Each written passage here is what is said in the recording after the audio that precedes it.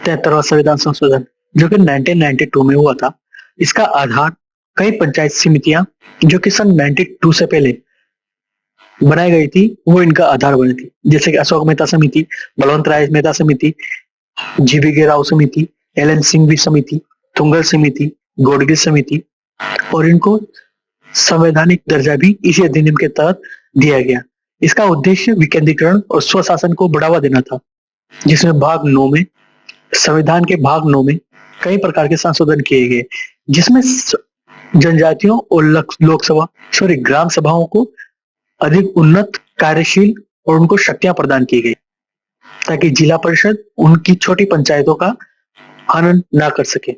इस संशोधन के तहत पंचायत शब्द को शीर्षक के रूप में जोड़ा गया और भाग 9 में अनुच्छेद 243 से 243 अण में कई प्रावधान शामिल किए गए, और इसी अधिनियम के तहत संविधान में एक नई अनुसूची 11वीं अनुसूची भी जोड़ी गई।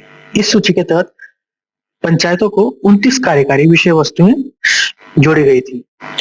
73वें संविधान संशोधन के जरिए 40वें अनुच्छेद को एक व्यवहारिक रूप दिया गया, जिसमें कहा गया कि ग्राम पंचायतों को गठित करने के लिए राज्य कदम उठाएगा और उन्हें आवश्यक शक्तियों और अधिकारों से विभूषित करेगा।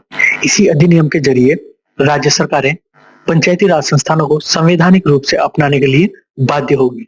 इस अधिनियम के जरिए उपबंधों को 2 भागों में बांटा गया था, अनिवार्य उपबंध और स्वैच्छिक अभिबंध। अनिवार्य रूप से कुछ हिस्सों को पंचायती राज व्यवस्था के गठन के लिए राज्य के कानून में शामिल किया गया, अर्थात वो अनिवार्य रूप से पूरे राज्य में शामिल किया गया, और स्वैच्छिक रूप में भौगोलिक, राजनीतिक और प्रशासनिक तथ्यों को ध्यान में रखकर अधिकार सुनिश्चित किए गए। इस अधिनियम के जरिए कई सारी विशेषताओं पर ध्यान दिया गया, जैसे कि ग्राम सभा में चुने हुए सभी सदस्य पंजीकृत होना आवश्यक माना गया। अतः यह पंचायत क्षेत्र में पंजीकृत मतदाताओं की एक ग्राम स्तरीय सभा होगी, और यह उन शक्तियों का प्रयोग करेगी जिसमें ग्राम स्तर पर कार्य का निष्पादन कर सके, जो कि राज्य के विधानमंडल द्वारा निर्धारित किए जाएंगे, और इसके सदस्यों और अध्यक्ष का चुनाव पंचायत के सभी सदस्यों और लोगों द्वारा सीधे चुने जाएंगे। इसके अलावा माध्यमिक और जिला स्तर की पंचायत के अध्यक्ष का चुनाव निर्वाचित सदस्यों द्वारा उन्हीं में से अप्रत्यक्ष रूप से होगा, जबकि गांव स्तर पर पंचायत के अध्यक्ष का चुनाव राज्य के विधानमंडल द्वारा निर्धारित तरीके से किया जाएगा। और सीटों का आरक्षण भी सभी तीनों स्तरों पर, जिला परिषद, पंचायत समिति और पंचायत, तीनों में अनुसूचित जाति और जनजाति उनकी जनसंख्या के कुल जनसंख्या के अनुपात में सीटों का आरक्षण उपलब्ध करवाया जाएगा। और महिलाओं के लिए 33% आरक्षण, जो कि अभी के समय कुछ राज्यों में 50% तक शामिल है, किया गया। और संवैधानिक रूप से यह 1/3 से कम ना हो, यह निश्चित किया गया। और पंचायत चुनाव हर 5 साल में करवाना अनिवार्य है। पंचायतों को भंग होने से उनकी स्थिति इस प्रकार के होने पर 6 महीने के भीतर चुनाव करवाए जाने अनिवार्य है। और चुनाव प्रक्रियाओं की तैयारी करना, उनकी देखरेख करना, निर्देशन करना, मतदाता सूची तैयार करना, ये सारे काम राज्य निर्वाचन आयोग को सौंपे गए।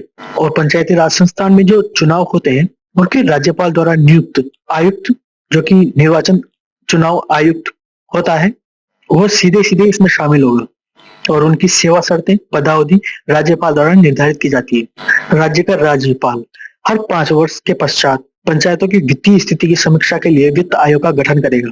यह वित्त आयोग करों, चुंगी, मार्ग कर, एकत्रित शुल्कों को राज्य और पंचायतों में बंटवारा करना, सभी स्तरों में पंचायतों के बीच शेयरों का आवंटन करना, करों, चुंगी, मार्ग कर और शुल्कों का निर्धारण जो पंचायतों को सौंपे गए हैं उनकी समीक्षा करता है, और एक रिपोर्ट तैयार करता है कि पंचायतों की वित्तीय स्थिति को किस प्रकार से सुधारा जाए, या उसके उपाय, सुधार हेतु उपाय बताता है।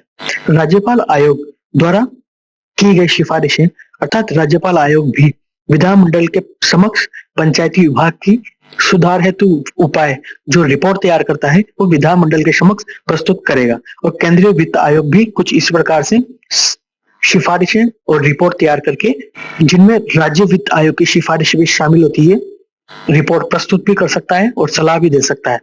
और यह अधिनियम कुछ राज्यों में छूट देता है, जैसे कि नागालैंड, मेघालय, मिजोरम, जो कि अनुसूची 5 के अंतर्गत आते हैं। और कुछ उदाहरण के तौर पर बताएं तो मणिपुर के उन पहाड़ी क्षेत्रों में जहाँ जिला परिषद अस्तित्व में है वहां पर पंचायती विभाग कार्यरत नहीं रहेगा, अर्थात उसकी आवश्यकता भी नहीं है क्योंकि वहां जिला परिषद ऑलरेडी है। पश्चिम बंगाल के दार्जिलिंग जिला जहां पर दार्जिलिंग गोरखा हिल्स मौजूद है, परिषद अस्तित्व में है, वहां पर भी इसकी आवश्यकता नहीं है, तो वहां पर इनके प्रावधान अस्तित्व में नहीं रहेंगे। और यह अधिनियम चुनावी मामलों में न्यायालय का हस्तक्षेप पर भी रोक लगाता है। यह अधिनियम पंचायत के चुनावी मामलों में न्यायालय के हस्तक्षेप पर रोक लगाता है। इसमें कहा गया है कि निर्वाचन क्षेत्र और उनके निर्वाचन क्षेत्र की सीटों के आवंटन संबंधी मुद्दों को न्यायालय के समक्ष पेश नहीं किया जा सकता।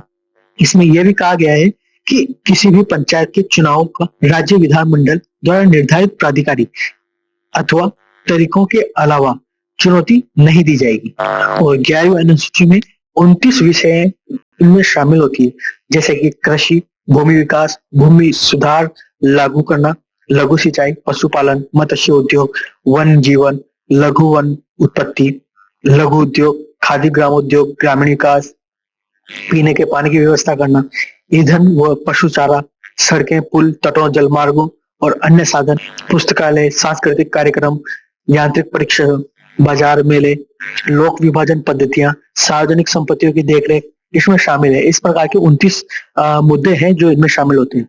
Thank you.